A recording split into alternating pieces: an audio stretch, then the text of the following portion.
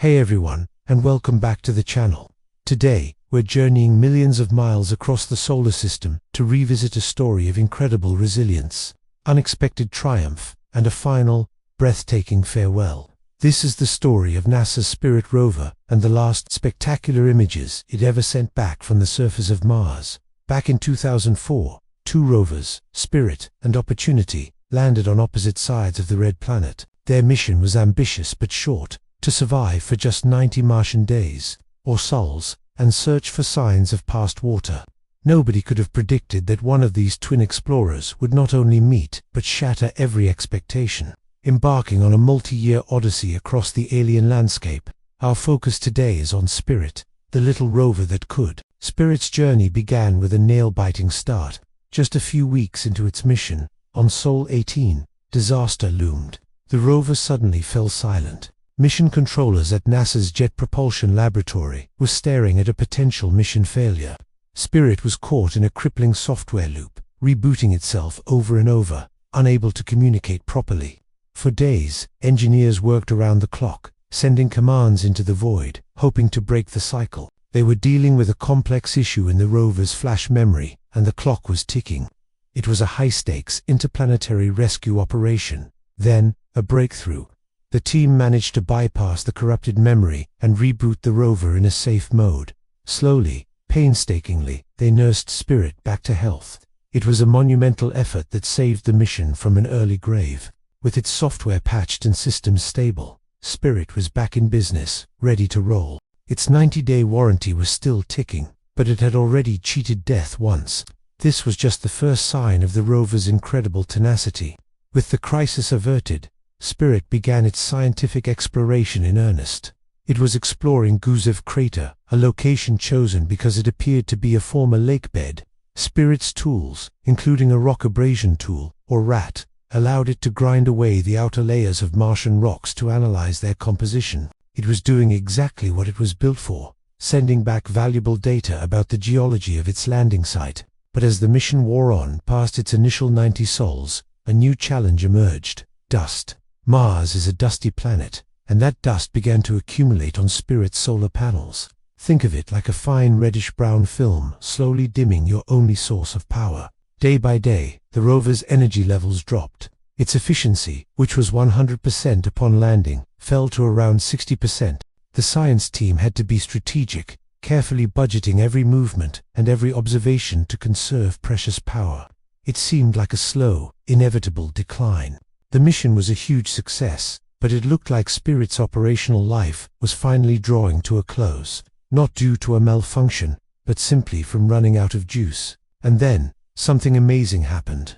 It was a moment of pure, unscripted luck that can only happen in the unpredictable world of space exploration. Mission controllers were looking at the daily telemetry from the rover when they saw a sudden, dramatic spike in power.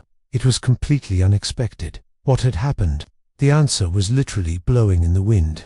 A Martian dust devil, a swirling vortex of wind and dust, had serendipitously passed directly over Spirit. Instead of covering it in more dust, the whirlwind had acted like a cosmic cleaning service, sweeping the solar panels almost completely clean. Just like that, the rover's power efficiency shot up from 60% to a staggering 93%. It was like getting a brand new battery pack, delivered by the Martian weather itself. This single, chance event gave Spirit a new lease on life. It was a game changer. The mission wasn't just extended, it was supercharged.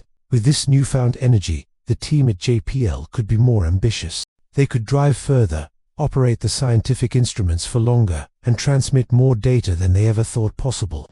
The rover that was supposed to last 3 months was now embarking on a brand new, long-term expedition. With its power restored, Spirit set its sights on a new, ambitious target: a range of hills on the horizon, later named the Columbia Hills in honor of the lost crew of the Space Shuttle Columbia. The tallest of these was Husband Hill. Getting there was an epic journey in itself, a marathon across a rocky, sandy plain. But Spirit was a determined climber. Over hundreds of sols, it painstakingly made its way up the slope, analyzing rocks and soil along the way, piecing together the geological history of the area. Finally, after a long and arduous ascent, Spirit reached the summit of Husband Hill. It was a triumphant moment, the robotic equivalent of planting a flag on Mount Everest. And from this incredible vantage point, the rover did something extraordinary. It began to capture one of the most detailed and expansive panoramas ever taken on another world. Over several sols, Spirit methodically rotated its pancum, capturing frame after frame, building a complete 360-degree view of its surroundings. And this is what it saw. This is the Cucamonga panorama, a breathtaking mosaic of over 1,000 individual images, stitched together to create a seamless vista. Take a moment to just soak it in. You are looking at the surface of Mars from the perspective of a lone robot, standing on a hilltop, nearly 2 kilometers above the plains where it first landed.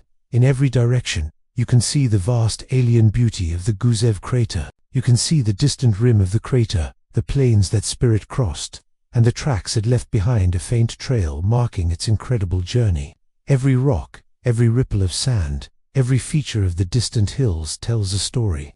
This single image encapsulates Spirit's entire mission. It's a testament to the rover's endurance and the team's ingenuity.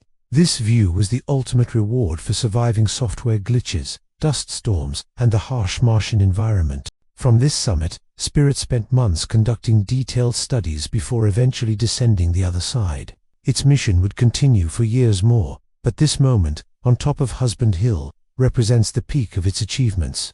It had transformed from a 90-day geological scout into a true Martian mountaineer.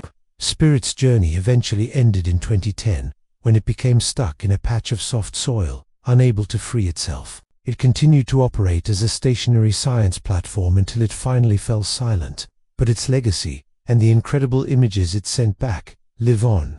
This panorama from the summit of Husband Hill isn't just a pretty picture. It is a portrait of persistence. It's the final, grand view from a rover that was never supposed to make it that far. A machine that battled against the odds and won, giving us a window into another world that continues to inspire exploration to this day. Thank you so much for joining me on this trip to Mars. If you enjoyed this story, please consider hitting that like button and subscribing to the channel for more explorations into the cosmos. Let me know in the comments what your favorite part of Spirit's mission was. Until next time, keep looking up.